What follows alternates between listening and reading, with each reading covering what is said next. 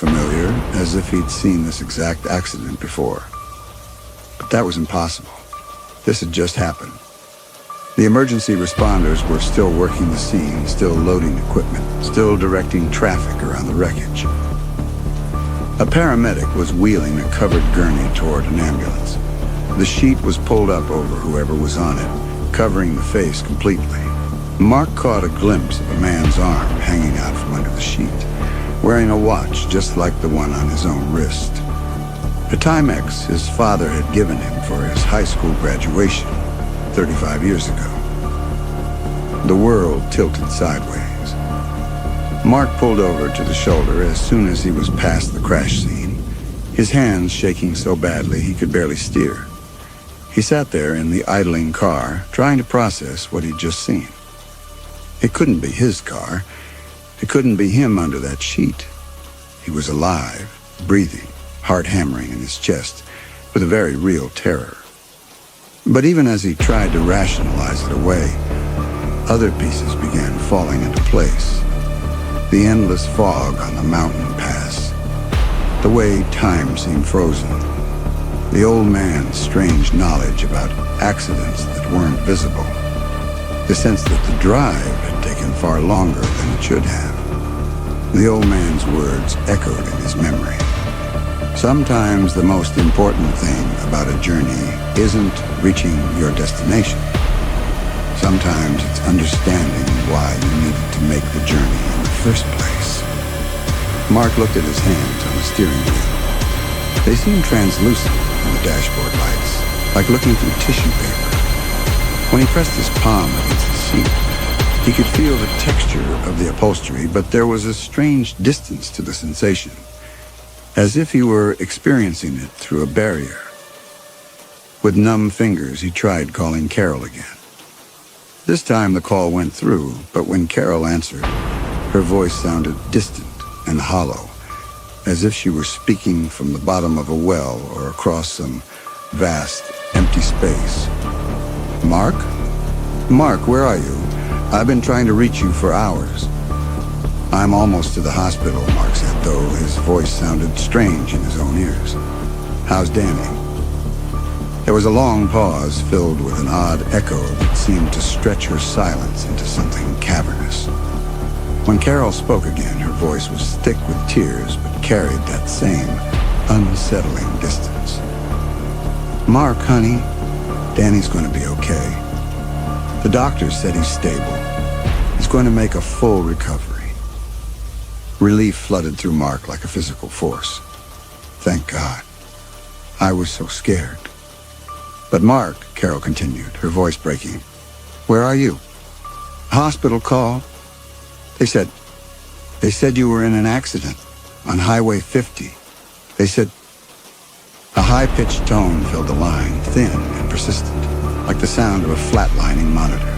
The sound grew louder, drowning out Carol's voice until Mark could hear nothing but that electronic wail stretching into infinity. The line went dead.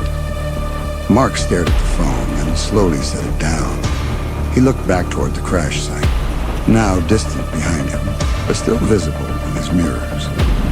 The flashing lights continued their emergency rhythm, red and blue painting the fog in colors of catastrophe.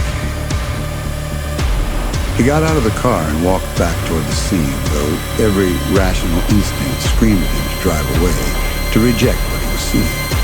The asphalt felt strange under his feet, insubstantial somehow, as if he were walking on the memory of a road rather than the road itself. The police had cordoned off the area with yellow tape, but Mark found he could walk right through it without anyone stopping him. The officers and paramedics moved around the scene with professional efficiency, but none of them seemed to notice him. He approached the wrecked car, his legs feeling like water. The silver Camry was destroyed beyond recognition, but he could see personal items scattered around the interior.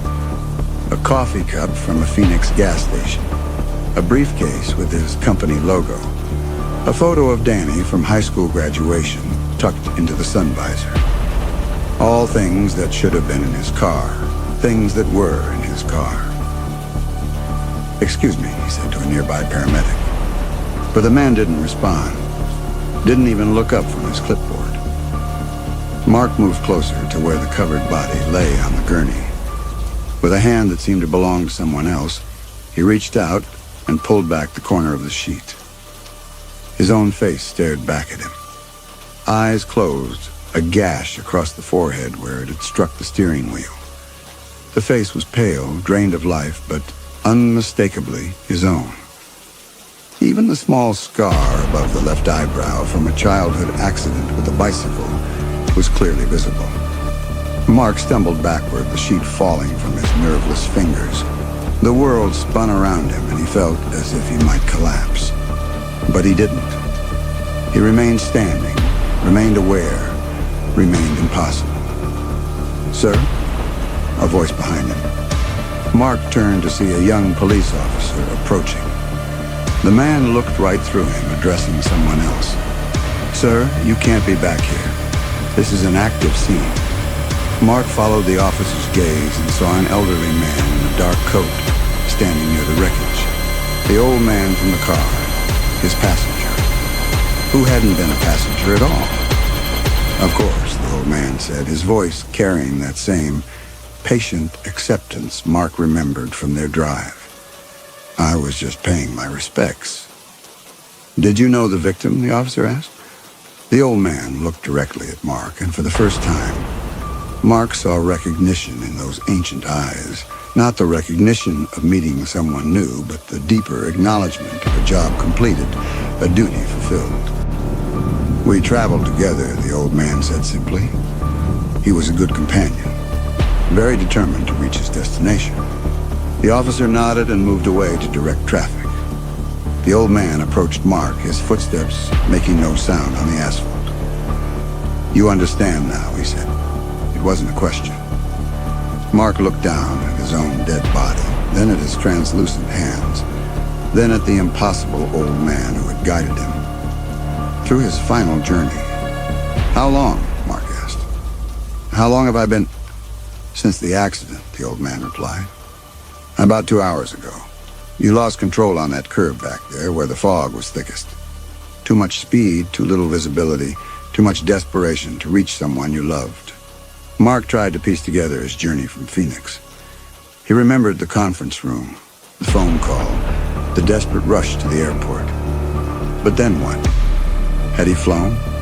No, he remembered driving, but the hours between Phoenix and these mountains felt strangely compressed, like trying to recall a dream. He could see fragments, gas stations, highway signs, the gradual climb into the mountains, but they felt disconnected, as if someone else's memories had been spliced into his own. The phone call from the nurse was crystal clear, but when he tried to remember her name, Brenda something, it slipped away like smoke. Had he even spoken to her, or had someone else called? The details felt increasingly fluid, unreliable. "Tell me about the accident," the old man said, his voice seeming to come from inside Mark's own head. "Your son's accident." The old man gestured toward a car that hadn't been there moments before. The same silver Camry Mark had been driving, but somehow restored, waiting at the edge of the overlook. "You drive," he said simply. "And when you see someone who needs a ride, someone making their own desperate journey, you pull over. You listen to their story. You help them understand. And when the time comes, you help them choose their destination." Mark walked toward the car, his feet making no sound on the asphalt. The keys were in the ignition, just as they had been during his living journey. But now he understood that this car, this road, this entire experience existed in a different realm than the physical world. "Will I see them again?" Mark asked, turning back to the old man. "Danny and Carol?" "Eventually," the old man said. "But not for a long time.